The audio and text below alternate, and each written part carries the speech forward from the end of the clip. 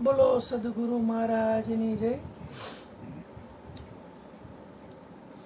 આજના આ વ્યસ્ત જીવનની અંદર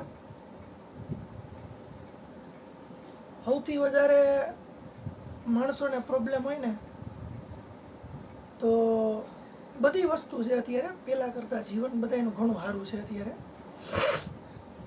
પહેલાં માતાઓને ઘંટીની અંદર અશ્વિન બાપુએ હમણાં ભજન ગાયું કે ભાઈ કોકના દુઃખ દરી નાખજો. એમ પહેલાં બૈરાઓને બધાને ઘરે અનાજને દરવું પડતું તે એના રોટલા થતા. અત્યારે તો ઘંટીમાં તમે દીઓ એટલે ફટાફટ. તો એના જમાનામાં તમારે કપડાં ધોવા જવું હોય ને તો એ નદી કાંઠે જવું પડે. અત્યારે તો ઉપર ટાંકામાંથી પાણી આવે ને ઘરે માણસો પટ દઈને વાસણ ઉટકવાના મશીન. તમે જુઓ તો બધી વસ્તુના મશીન પોતા કરવાને આવી ગયા. એટલે એ ચિંતા નહીં તમારે.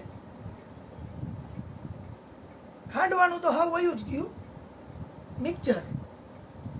તો ઓમ જોઈએ ને તો જમાનો જીવવા જેવો આવ્યો. પહેલા માણસને ક્યાંક જવું હોય એક જગ્યાએથી બીજી જગ્યાએ તો ગાડામાં જતા, ઊંટ ગાડીમાં, ઘોડામાં. તો તમારે અહીંથી માનો કે 200-500 કિલોમીટર જાવ તો 10-12 દી 15 દી થતા. એની બદલે હવે 500 કિલોમીટર જાવ તો 45 મિનિટમાં 15 મિનિટમાં પ્લેનમાં તમને અહીંથી નાખી દે. જમાનો ખરેખર જીવવા જેવો આવ્યો છે અને બધા જીવે જ છે. પણ છતાંય આટલી બધી ફેસિલિટી મળવા છતાંય માણસોના જીવનમાં શાંતિ નથી. આમ જોઈને તો ઊંચે મહિનાના કામ બધાય બંધ થઈ ગયા. માણસ ખરેખર નવરો થઈ ગયો અને આલવાળા કામેય બંધ થઈ ગયા છે અત્યારે બજારની અંદર. કોઈ પણ જાતનું તમને હે ને કષ્ટ ના પડે ને શરીરને, એવી રીતના મશીનરીથી કામ થઈ જાય બધાય. વાહન વ્યવહાર એવડો થઈ ગયો. તો જિંદગી ખરેખર સરળ થઈ જવી જોઈએ ને ખરા અર્થમાં. આટલી બધી ફેસિલિટી તમને મળે તો સરળતા આવવી જોઈએ. પહેલાં આપણી પાસે માનો કે કોઈ પંખાય નહોતા. રાજા રજવાડાની આ પંખા હતા, ઓલા ચાદર આમ લટકાડી હોય ને એક જણો આમાં માયાથી કરતો હોય અને હવા આવતી. આપણા ઘરમાં હતો ને કાકરીસના આ ઘરમાં હતો ને અહીંયા હતો. આ ઘરમાં આ ઘરની અંદર હતો ઉપર ઓલા મારેલા જ કડા. તો ઈ રાજા રજવાડા રહ્યા ને એને સપને વિચાર નહીં કર્યો કે ભવિષ્યમાં મારી પ્રજા રહી ને એસી ની અંદર ઘૂસે. એને પડદાથી હવા ખાધી અને ત્યાં એ રાજાશાહી ઠાઠ હતો. એક સામાન્ય માણસ પાસે તો એવું નહોતું, ઓલો હાથનો પંખો નહોતો. તો એને સપને વિચાર નહોતો આવી રીતના સૂસે. અત્યારે આપણે ઉનાળાની અંદર આમ જોઈએ તો શિયાળો કરી નાખીએ એવડી શક્તિ ધરાવી છે. અને શિયાળાની અંદર હીટર ચાલુ કરીને ઉનાળો કરી નાખી. આપણે બહુ શક્તિ ધરાવી છે અત્યારે. પણ છતાંય આટલી બધી ફેસિલિટી મળવા છતાંય કૂવા માટે એવા ગાડલા, ઓશિકા તમે જુઓ તો કાંઈ ઘટે નહીં. વરસાદ નથી તો ફુવારો ચાલુ કરો તો બાથરૂમમાં વરસાદ ચાલુ થાય. આવડી ફેસિલિટી આપણે ભોગવી છે છતાંય શાંતિ નથી. બંગલા હોય, ગાડીઓ હોય, ઘણું હોય તોય શાંતિ નથી. આ કેવું થાય આમ જોઈને તો એક ચિત્રકાર હોય અને એ ખુલ્લાની અંદર કંઈક કુદરતી ચિત્ર બનાવે છે અને અચાનક વરસાદ આવે, એનું ચિત્ર ભીંજાઈ જાય. અને ખરેખર એની એક શોખની વસ્તુ હતી, એ બરોબર એને કામ કરતો હતો. અને વરસાદ આવે તો એની આખી મૂળ મરી જાય, એની મજા વહી જાય. તો એને ઓમ જોઈએ તો શાંતિ માટે કરતો હતો ને અશાંતિ ઊભી થઈ જાય. એવી રીતનું આપણે કંઈ ખાતા પીતા હોય, અત્યારે આપણા ઘરે કંઈક ખાવાનું બનાવ્યું હોય સરસ મજાનું, આપણને ગમતા ભાવતા ખોરાક હોય બધાય, તો એની અંદર માનો કે તમે જમતા હોય અને દાંતમાં દુખાવો હોય તો તમારું ધ્યાન દાંતની અંદર રહે અને ઓલી જે વસ્તુ તમને ભાવતી હોય ને એનો સ્વાદ ન આવે. એનાથી તમને એક જાતનો હોય ને જે આમ આનંદ થવો જોઈએ ને આનંદ ન થાય. તો જેમ ચિત્રકારને એની શાંતિનો ભંગ વરસાદે કર્યો, આમ જોઈએ તો વરસાદ આવે એટલે ખેડૂતને તો મજા આવી જાય, નાચવા માંડે. પણ વાહ એને એવી રીતના અશાંતિ ઊભી થઈ. ખાવાનામાં દાંતે અશાંતિ ઊભી કરી. અને ઘણીવાર ફાયદોય થઈ જાય દાંત દુખતો એનો. હા, મારા પપ્પા રહ્યા ને એ તમાકુવાળા પાન ખાતા, વ્યસની હતા, એને દરરોજ 2, 3, 4 પાન જોઈ. એકવાર પાન ખાવામાં એને હોપારી આવી ગઈ ને દાંતના 2 ફાડા કરી નાખ્યા અંદર. અને એ દુખાવો એટલો બધો મોટો થયો ને કે એના હૃદયને સ્પર્શી ગયો. તેથી એને આત્મજ્ઞાન થઈ ગયું ને એને પાન ખાવાનું બંધ કરી દીધું. આમ વ્યસન છોડવું અઘરું હે, એવું નથી કઈ કે ફટ દઈને છૂટી જાય. એ તો દાંત પાછો તમારો મટી જાય એટલે વળી ચાલુ થઈ જાય. પણ આ મારા ઓપારિયાની આમ જોઈને તો છુપા રુસ્તમ જેવા હે આમ જોઈને તો. એનો પૂરેપૂરો આમ જોઈને તો કંટ્રોલ ખરો, એમ એની મનની માથે કંટ્રોલ ખરો પૂરેપૂરો. પણ બતાવે નહીં, બજારમાં નો આવે. અશ્વિન કેમ કે બજારમાં નથી આવું ક્યાંય બતાવે નહીં, પણ મનના બહુ મક્કમ છે. તારી એટલે એ વરસાદ ગમે એવો ચાલુ હોય ને તો ત્યાંથી કપડાં પહેરીને અહીંયા આવે સત્સંગની અંદર, અને અહીંયા ભીના કપડાં ઉતારી પછી કોરા પહેરી લઈએ, અને પછી અહીં સત્સંગ ને બધું પતેલ વળી બધા ભીના ઠપકારીને ઘરે આવે. પણ ઊભા ન રહ્યા, વરસાદ આવે કે ગમે એ આવે, જાવું એટલે જાવું એમ. એવું તો જેમ દાંત દુખતો હોય અને આપણી જે ખાવાનાની અંદરથી જે ઈચ્છા હોય એ ઈચ્છાથી સુખ આપણને પ્રાપ્ત થવાનું હોય, એનાથી આપણને આનંદ આવવાનો હોય. દાંતનો દુખાવો રહ્યો ને એ આપણને ખરેખર છે ને એ વસ્તુ પ્રત્યેનો એક જાતનો ઓલો અણગમો પેદા કરે. તો આ તો વાત થઈ શરીરના બહારના ભાગની. આપણા શરીરની અંદર, આપણા મગજની અંદર, આપણા પોતાની અંદર, એની અંદર ઘણીવાર શાંતિ રૂંધાઈ જાય છે. કઈ રીતે રૂંધાઈ જાય? તમે અત્યારે બેઠા હોય અહીંયા સત્સંગમાં, વિચાર આવતો હોય ઘરનો. તમે ક્યાંક મંદિરની અંદર ગયા હોય, વિચાર આવતો હોય કોઈ ચંપલ નહીં ઉપાડી જાય ને બહારેથી, એટલે ટર્ન રહ્યું ને એ મંદિરમાં હોય, મન ચંપલમાં હોય. તો આ જે વિચાર રહ્યા ને જી, એ આમ જોઈને તો એ તમને શાંતિ લઈ આવવા નથી દેતા. ખરેખર આ બધી વાત જે આપણે કરી ને એ ખરેખર સુખીપો આપે એવી. ઈશ્વરે તો આનંદ જ આપ્યો હે, દુઃખ આપણી પોતાની ખોટ છે. ઈશ્વરે દુઃખ નથી આપ્યું, દુઃખ તો આપણે પેદા કર્યું છે, આપણે હાથે પેદા કરી. કોઈ પણ વસ્તુ હોય ને એની અંદર આપણે કોઈ પણ વસ્તુની અંદર કાંઈક ખામી કાઢી અને દુઃખી રહી, સુખી ન થાય આપણે. તો આ વિચારો રહ્યા ને એની માથે તમારે કંટ્રોલ કરવું હોય ને તો તમારે ધ્યાનની જરૂર પડે. ધ્યાન એટલે કેવી વસ્તુ છે કે તમે કોઈ વિચાર તમારી અંદર ચાલુ ન રહે ને, તમે જે વસ્તુ કરતા હોય ને એ જ વસ્તુમાં તમારું ધ્યાન રહે. એવું થોડુંક કરવાની જરૂર છે. પણ થાય છે એવું કે અત્યારે તો અહીં બેઠા બેઠા થોડા ઘણા વિચાર આવતા હોય, પણ તમે જે એ ધ્યાનને આમ થોડુંક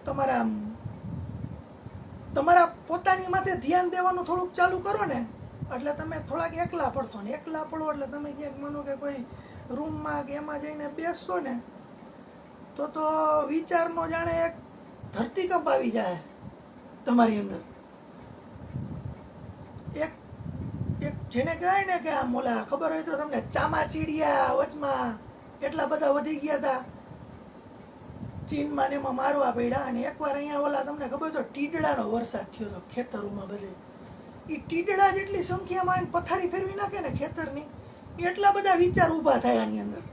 નવરાશ જેવી પડી ને, તમે આમ થોડીક વાર નવરા થયા ને એટલે અંદર તમને આમ અહીંયા બેઠા બેઠા છે આમ અમેરિકન, અહીં તો ઠીક આખા વિશ્વની બહારના વિચાર માટે આવવા. હમણાં ઓલા થોડાક દી પહેલા આપણે સ્પેસની અંદર ઓલા હલવાઈ ગયા હતા 2 જણા, એને ત્યાંથી ઓલું કેપ્સ્યુલ એલન માસ્કનું નીચે લઈ આવ્યું. તમને મનમાં વિચાર આવે યાર 2 જણા ની આવી છે તો શું કરતા હશે ત્યાં, એને કેમ 9 મહિના કાઢ્યા છે.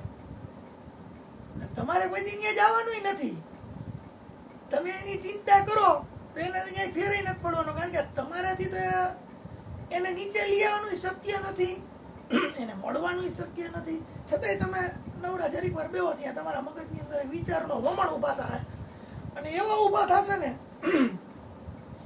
કે એની વાત જવા દો, તમને એમ થશે કે હવે હું કરું આની અંદર.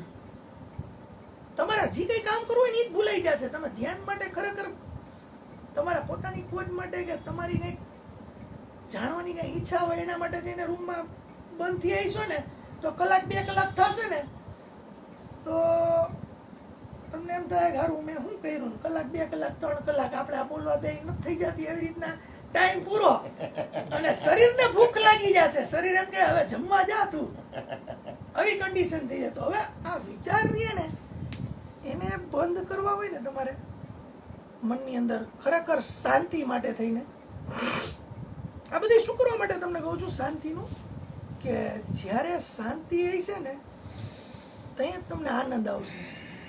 આપણી ખોજ અત્યારે કેની છે ખબર છે? આનંદની. આ દુનિયાના જેટલા ધર્મો રહ્યા, જેટલા સંપ્રદાય રહ્યા, જેટલા વાળા રહ્યા, જેટલા સદગુરુ મહાપુરુષો, એ બધાયની ખોજ અને બધાય ખોજી રહ્યા ને જે એની એ ખોજ, એમાં આપણે બધા આવી જાય. શાંતિ, આનંદ અને પ્રેમ, આ 3 વસ્તુની જ છે. કારણ કે આ 3 વસ્તુ આમ જોઈએ ને તો પરમાત્માનો સ્વભાવ છે. પરમાત્માનો સ્વભાવ હોય ને, તમારે જેના જેવું થવું હોય ને, તમારી ખોજ એવી હોય. તમારે એક્ટર થવું હોય તો તમારે ગતિ કરવી પડે બોમ્બે સાઈડ, મુંબઈ માયાનગરી સાઈડ ગતિ કરવી પડે. એક્ટર થવું હોય તો ત્યાં જવું પડે. એવી જ રીતે તમારે સાયન્ટિસ્ટ થવું હોય કે કાંઈ તમારે આવી રીતે સ્પેસમાં જવું હોય તો તમારી ગતિ છે ને અહીંયા ઇન્ડિયાના ઈસરો બાજુ હોય ને આમ નાસા બાજુ હોય. બાકી પ્રાઇવેટ કંપની 4-5 થઈ ગઈ છે અત્યારે મોટી મોટી અમેરિકામાં, એ બાજુ હોય તો તમે એ બાજુ પહોંચી જાઓ. તો હવે આપણી ખોજ તો ખરેખર પરમાત્મા તરફની છે, આપણું લક્ષ્ય એ બાજુનું છે. તો આપણા માટે થઈને 3 વસ્તુ હાવ પ્રાથમિક થઈ ગઈ. પહેલાં એ 3 વસ્તુ હશે ને તો જ તમને તમે એક લયની અંદર જઈ શકશો. એ લયની અંદર જેવા જાશો ને તમે, એટલે તમે એના જેવા આનંદને પ્રાપ્ત કરશો. તો શાંતિ મૂળભૂત પહેલું પગથિયું કહેવાય આપણે, કે ભાઈ શરીરની શાંતિ માટે તો આપણે સમજી ગયા, વાત કરી બધી, કે નાની નાની હોય મુસીબત, અત્યારે પગમાં લાગ્યું હોય તો ધ્યાન ન્યા રહીએ.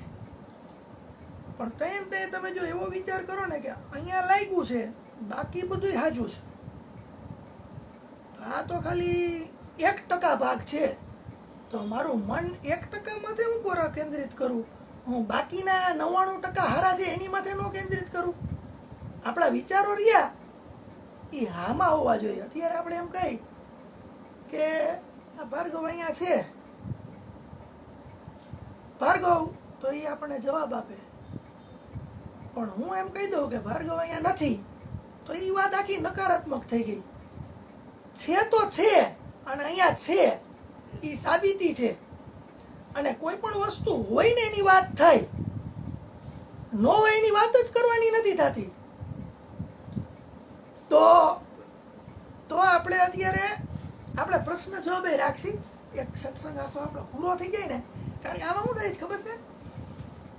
આપણે તો આપણી રીતના સાંભળતા હોય, આપણા મગજ મુજબ અંદર વિચારો બધા કરતા હોય. આપણા મગજમાં કોઈ વિચાર ફિટ થાય તો આપણે એને એપ્રુવલ આપી, અને નો ફિટ થાય તો આપણે શું કરશી? ઓબ્જેક્શન.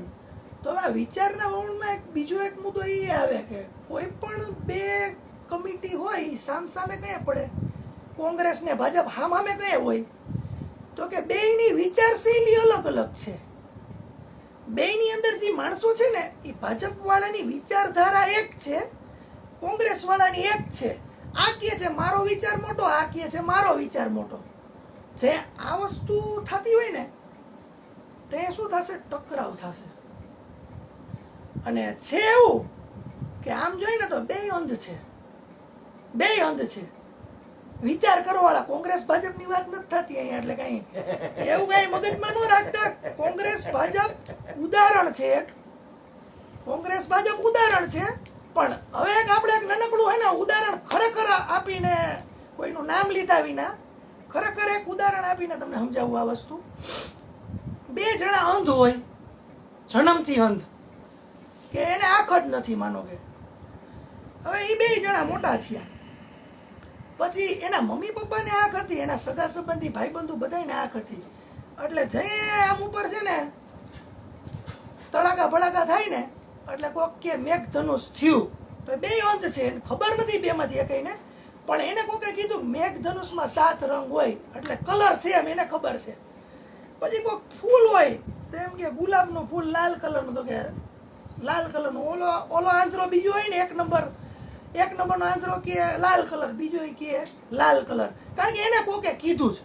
હવે એમાં કેવા વાળો રહ્યો, આને કેવા વાળા એમ કીધું કે ગુલાબનું ફૂલ પીળું છે, આને એમ કીધું લાલ, તો બેય આવે, પીળું આવે ને લાલય આવે. પણ થાય કેવું ખબર છે, એ બે જણા પોતપોતાની વિચારશૈલી હાટું બાધી પડે. ઓલાને કે ના લાલ ન હોય, ઓલો કે પીળું ન હોય. ખરેખર બે આંધળા છે, જોયું તો છે જ નહીં, કોક કે એની ઉપર હાલે છે. ખરેખર બે જણા આંધળા. બસ આ અત્યારે આપણી જે વાત હોય કે કોઈ બીજી વાત હોય કે કોઈ પણ વસ્તુ હોય, એની અંદર હવના મંતવ્ય હોય, એ એના અનુભવ મુજબના હોય. ઓલા આંધળા લોકોને એના મા બાપે કીધું એ પ્રમાણેના મંતવ્ય હોય. પણ મૂળ વાત આવે વિચાર ઉપર. તો આ વિચાર રહે ને જી, ઈ તમને ઓમ તો જોઈને તો મારી આંગળી ઊંચી, સામે વાળો કે મારી આંગળી ઊંચી, ઓલો કે છે મારી આંગળી ઊંચી. આ બધાની આંગળી ઊંચી જે બતાવવા માંગે છે એ શું જ ખબર છે? વિચારના વમણો. અને પોતે જે કઈ જાણ્યું હોય ને એ મારું ઊંચું, એ સાબિત કરવાના ભાવ. તો હવે આપણે એક કામ કરીએ અત્યારે કે વિચાર કોઈ પણ શરીરની અંદર ઉદ્ભવે, એ મારો નથી, કારણ કે વિચારને જોવા વાળો. વિચાર બહાર નીકળો, અત્યારે મને એમ થાય કે પાણી પીવું છે, તો પછી મને એ ખબર પડે છે કે પાણી પીવું છે, એમ મને વિચાર આવ્યો કે મને અંદરથી ફીલ થયું, તો એને જોવા વાળો અલગ હોય કે ઈ હોય. કોઈ પણ વિચાર નીકળો, એને જોવા વાળો રહ્યો એટલે કે તમે સમજો એક નદી હાલી જાય છે, ઈ નદી રહી ને એને તમે કાંઠે બેઠા બેઠા જોવો છો, તો ઈ નદી હાલી જાય છે, એની અંદર માછલી કૂદાકૂદ કરે છે, એની અંદર હોડીઓ હાલી જાય છે, એની અંદર ઈ નદી હાલે છે ને એની માથે તરંગો થાય છે, એમાં સૂર્યપ્રકાશ પડે છે, એની અંદરના ભાગની અંદર તમે જુઓ ને તો ઘણી બધી પ્રવૃત્તિઓ થાય છે. પણ આપણે તો કાંઠે બેઠા બેઠા જોઈ છીએ, તો આપણે નદી છીએ? આપણે નદી છીએ? તો આપણે નદી નથી ને તઈ આપણે શું છીએ? તો કે દ્રષ્ટા છીએ. આપણે દ્રષ્ટા, જોવા વાળા નદીને. તો જ્યાં કોઈ પણ વિચાર એકાંતમાં તમે બેઠા હોય ત્યાં તમે મનની અંદર ધારી લ્યો કે આ વિચાર મારો નથી, ત્યાં તમે દ્રષ્ટા થઈ જાવ. ત્યાં વિચાર તમારો ન રહે.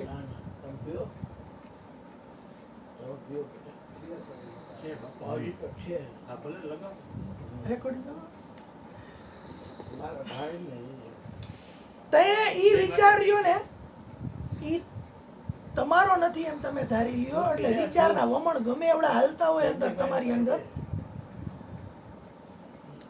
તો તમે દ્રષ્ટા હોય ત્યાં.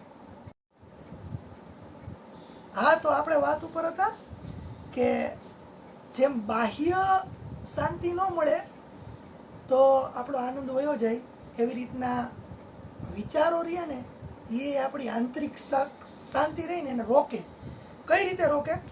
કે તમે જે તમારી કઈ મોજમાં હોય તે કંઈક એવી વાતના વિચાર આવે, તમે તમારી એક મોજમાં છો તે તમને કંઈક એવા ક્રોધીપણાના વિચાર આવશે, એવા તમને કંઈક નેગેટિવ વિચાર આવશે, એવા કંઈક તમને બિહામણા વિચાર આવે, જેથી તમારી અંદરની મોજ રહીને ભાંગી જશે. તો આપણે શું કરવાનું છે, એક રૂમની અંદર તમે બેસશો તો વિચારના ઓમણો ઘેરાઈ જશો તમે, અને તમે ન કરવાની બધી વિચાર શૈલી કરી રાખશો અંદર, અને તમારો સમય વયો જશે, અને વળી પાછા તમે કંઈક કામે લાગી જશો, વળી પાછા તમે તમારા પોતાને સમય નહીં દઈ શકો. તો આના માટે થઈને શું કરવાનું છે કે વિચાર જે તમને આવે ને તે તમારે એ વિચાર રહ્યો ને એને આપણે નદી કાંઠે બેસીને કેમ જોઈ નદીને, એવી રીતના સાઈડમાં થઈ જાવ. સૂક્ષ્મ શરીરની અને સ્થૂળ શરીરની આપણે વાત કરી હતી ને એ રીતના કે વિચાર આવે છે, શરીરથી વિચાર પ્રગટ થયો છે, શરીરનો વિચાર છે, ભલે આવતો આપણે જોવાનું, વિચારને બંધઈ નહીં કરવાના કે વધારે વિચારે નહીં કરવાના, કાંઈ કરવાનું નહીં, જેમ થાય છે ને એમ જોઈ રાખવાનું અને દ્રષ્ટા થવાનું આપણે. એટલે આપોઆપ વિચાર આવવાના બંધ થઈ જશે. જ્યારે તમારે વિચાર આવવાના બંધ થઈ જશે ને એટલે વચ્ચેના બધા અવરોધ નીકળી જશે તમારી અંદરથી, અને ત્યાં તમને તમારી પોતાની જ વાત, તમારી પોતાની જ પ્રતિકૃતિ, તમારી ઉપરનું પોતાનું ધ્યાન, તમારા સિવાય કાંઈ નહીં એવું ધ્યાન, અને તમને ગમતી વસ્તુ, આનંદ એ પ્રગટ થઈ જશે. તો આ રીતે તમે વિચાર ઉપર અલગથી જોઈ અને વિચારને પ્રગટ થવા દેશો ને એટલે વિચાર રહે ને આવતા બંધ થઈ જશે. જેવા વિચાર આવતા બંધ થઈ જાય તમારી અંદર એટલે તમે શૂન્યતામાં જાશો. શૂન્યતામાં તમે જાશો ને એટલે તમને આંતરિક આનંદ મળશે. જેમ બાહ્ય આપણે ખાવા બેઠા હોય અને કોઈનો ફોન આવી જાય અને અસુવિધા થાય, આપણા ગમતા ભોજનીય હોય તો એ આપણને આનંદ ન મળે, તો એ ફોન રહ્યો ને એને ડિસ્ટર્બન્સ કહેવાય. જૈન લોકો હોય ને જમવા બે ને જે તે મૌન રાખે. મૌન એટલે કે અંદર અંદર વાતચીત ન કરે, ડાઇનિંગ ટેબલ ઉપર એ શું કરવા માટે થઈને વાત ન કરે કે કોઈ પણ વાત તમે ઉપાડો, શબ્દો બોલવાના ચાલુ કરો એટલે તમારી ગતિ સીધી એ બાજુ થશે. હવે એમાં ન કરે નારાયણને તમે કોઈ વાત ઉપાડી, કોક ગુજરી ગયું, કોકને આમ થયું, કોકને આમ થયું, આ આવ્યું હતું, તે આવ્યું હતું, જેવું તમે કોક શબ્દ કોઈનું નામ લેશે ને એટલે એની આખી બુક તમારી અંદર ખુલી જશે. તમારું શરીર ખાવાનું કામ કરતું હોય, આનંદ નહીં મળે તમને. તો આ આનંદ રહ્યો ને જી એ બહુ મહત્વની વાત છે. આધ્યાત્મની અંદર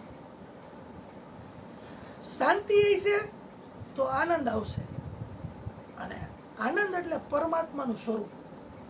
પરમાત્માનું સ્વરૂપ એટલે પરમાત્મા એટલે આમ જોઈએ તો કોઈ વ્યક્તિનું નામ નથી, આપણે જેના અંશ છીએ ને એની વાત છે. આ મૂળ તત્વ આ એની વાત છે. તમારે જે એનામાં લીન થવું હોય ને તો એના સ્વભાવને સમજવા પડશે. જેમ કે અત્યારે આપણે કોઈ કવિનું કોઈ માનો કે કવિતા ગાવી હોય તો આપણે એની લય, એના ઢાળ, એને કઈ આ કવિતા લખી છે, એને શું કરવા માટે ગાય છે, એ બધી વસ્તુના જે વાતાવરણ બન્યું હોય એ વાતાવરણ મુજબ જો એ કવિતાના ઢાળને એ કવિતાને પ્રસ્તુત કરવામાં આવે ને તો એ કવિતા જેના માટે પ્રસ્તુત થઈ છે, પ્રગટ થઈ છે, એ ખરેખર સામેવાળી વ્યક્તિને સમજાય. તમે કોઈ કુદરતી કોઈ જગ્યાની અંદર બેઠા છો અને ન્યા બેહીને જે રચેલી કવિતા હોય એ કવિતા તમને એવી જગ્યાએ જે તમે ગાશો તો તમને એ ઉપયોગી થશે. કે દુઃખનો પ્રસંગ થયો છે, પ્રિયતમ છૂટી પડી ગઈ છે, ત્યાં જે કઈ કવિતા લખાણી હોય એ કવિનું અંદરનું રુદન પ્રગટ થયું હોય એની અંદર, તો એ રુદન રહ્યું ને એ તમે એવી પરિસ્થિતિમાં હોય ને ત્યાં તમને ટેકો આપવાનું કામ કરશે. કારણ કે કવિ ત્યાં એમાં ઝઝૂમતો હોય, ત્યાં એ પરિસ્થિતિની અંદર એ પરિસ્થિતિનું નિર્માણ થયું હોય. તો વિચારો એવી વસ્તુ છે કે જ્યારે તમને આવવા માંડે ને ત્યાં એવું થાય કે ત્યાં એનો યોગ્ય સમય ન હોય. અહીંયા સત્સંગમાં બેઠા હોય ને આપણે મનમાં વિચાર આવે કે કાલે પિક્ચર જોવા જવું છે, મયુર બાપુ પ્રવચન કરતા હોય, મયુર બાપુની વાત આખી આપણા કાનમાં સ્મરણ થવાની બદલે, આપણને સંભળાવવાની બદલે એ બધું ઉપરથી જાય. મયુર બાપુ બોલે રાખે. સત્સંગ પૈતો આપણે નીકળી ગયા. એટલા માટે તમારે જે કોઈ મહાપુરુષો સંતો એના આખા જીવન ચરિત્ર 30-40 વર્ષ 50 વર્ષ એને જે બગાડ્યા હોય ને, બગાડ્યા તો ન કહેવાય પણ એક વસ્તુની પાછળ ખર્ચા હોય પોતાના સ્વાર્થ વિના. એનો પોતાનો સ્વાર્થ નથી. અત્યારે આ બાપુ થઈને બેઠા એમાં એનો પોતાનો સ્વાર્થ નથી કાંઈ. એને કાંઈ પામી લેવું નથી.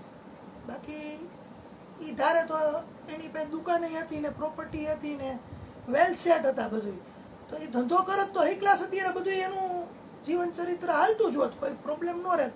પણ એ બેઠા છે, એને જે કંઈ તપ કર્યું છે, એની જિંદગીની અંદર એને જે કાંઈ પામ્યું છે, એની જિંદગીનો નિચોડ છે, એ આપણને જે પીરસે છે ને, તે આપણે આપણા 40 વર્ષ બગાડવાના નથી, પણ આપણી 40 મિનિટ આપણી આખા દિવસમાં 24 કલાક હોય એમાંથી આપણે માનો કે 1 કલાક જો આપણા પોતાના કલ્યાણ માટે વાપરી, આપણી પોતાની કંઈ ગતિ હોય, આપણો ગમતો વિષય હોય. કારણ કે અહીંયા જે બધા આવશે એ બધા સત્સંગી જાય છે. કોઈ એવા તો નહીં હોય કે એને મેચનો શોખ હોય, મેચ રમવાની હોય ને અહીંયા રમવાનો છે ને અહીંયા આવે. કોઈ એવા નહીં હોય કે જેને ટીવી જોવું હોય, પિક્ચર જોવા હોય. કોઈ એવા નહીં હોય કે પાનની દુકાને બેન ગપાટા મારવાવાળા. અહીંયા આવ્યા એ બધા આવ્યા છે તો પ્રેમી. તો આપણે જે આ સમય દઈએ છીએ એ સમય મયુર બાપુ પાસેથી જેટલું પીવાય એટલું, અરુણ બાપુ પાસેથી જેટલું આપણે ખેંચી શકીએ એટલું. આપણું અત્યારે કોરું કપડું જ સાવ. અહીંયા બધાય બોલે ને એટલે પાણી ઢોરાય છે. એ આપણે આપણા પોતાની અંદર લઈ લઈ. પણ આ વિચાર કે ને એ આપણે પૂરેપૂરું એ વાતની અંદર ધ્યાન નથી દેવા દેતા. બાહ્ય તમે કોઈ ધંધાની અંદર એ તમારે કંઈ આગળ વધવું હોય ને તો ધંધા સિવાયના વિચાર ધંધાના સ્થાન ઉપર જો ન કરો ને તો તમે એની અંદર A1 દરજ્જો પ્રાપ્ત કરી શકો, આગળ વધી શકો. તો અહીંયા જે આપણે આવ્યા છીએ અત્યારે તો અમુક જે કાંઈ આપણો લર્નિંગનો પીરિયડ હોય કે જે કાંઈ શીખવાનું ઓલું હોય તો એ શીખી અને આપણે આગળ વધી શકીએ. તો આ વિચાર કંટ્રોલ કરવાથી ધીરે ધીરે તમે અત્યારે વાતમાં ધ્યાન દઈ શકશો. પછી તમે ઘરે એ બધી વસ્તુને વાગોળશો. ગાય કેમ ખાવાનું ખાઈ લે પછી એના ખીલે જ્યાં જાય તે વાગોળે બધું, બસ એવી રીતે વાગોળો. શબ્દથી તમે તમને પ્રશ્ન પૂછો, કાંઈ અટકે તો પાછા મયુર બાપુને પૂછો પ્રશ્ન. બીજા દિવસે આવીને, ત્રીજા દિવસે આવીને સીધી વાત માની ન લ્યો. કાંઈ કહે છે એ સત્ય છે એમ કરીને માની ન લ્યો તમે, પણ તમે એ જે કહે છે ને સમજો. ન સમજાય તો પાછું પૂછો. કારણ કે તમારે આ જિંદગીની પરીક્ષા રહી ને એનું પેપર લખવા જઈએ તમે બેસશો ને તે તમને આ બધા પ્રશ્ન આવશે અને આ પ્રશ્નના જવાબ તમે દેશો ને જેવા તો તમે આ પરીક્ષામાંથી પાસ થશો. આ શું કરવા માટે ભણવા આવ્યા એ શીખવાડવાની વાત છે. તો આ રીતે તમે ઘરે જઈએ ધ્યાન કરો તો તમે તમારા ધ્યાન એટલે કે આમ બેહવાનું નથી કુંડલી મારીને એને એકાંતની અંદર તમે સમય વિતાવો તો એ જે વિચારોના વમણો તમારી અંદર ફૂટી જાય ને એને તમે જોશો ને માથે એટલે વિચાર રહ્યા ને એ ધીરે ધીરે પ્રગટ થતા બંધ થઈ જશે અને તમારું એક લેવલ આવી જશે. પછી તમારી અંદર વિચાર શૂન્ય હશે. સામેવાળો વ્યક્તિ રહ્યો ને એ તમારી ઘરે આવશે ને તો એ શું કરવા આવ્યો છે એ તમને ખબર પડી જશે. સામેવાળા વ્યક્તિના મનમાં શું વિચાર હાલે છે એ તમને ખબર પડી જશે અભ્યાસ દ્વારા. મોટા મોટા જ્ઞાની હોય બધા અત્યારે એમને આવતા વેત કહી દઈએ. કોઈ તમારા કોઈ કામ હોય એ પૂરા થઈ જાય એ બધાની પાછળનું કારણ આ છે વિચાર શૂન્યતા. તો આ વિચારો રહ્યા ને એની ઉપર ખાસ ધ્યાન દેવાની જરૂર છે. પછી સત્સંગની અંદર શાંતિની ખાસ જરૂર છે. શાંતિ આવશે એટલે તમને આનો આનંદ મળશે, જિંદગીનો આનંદ મળશે.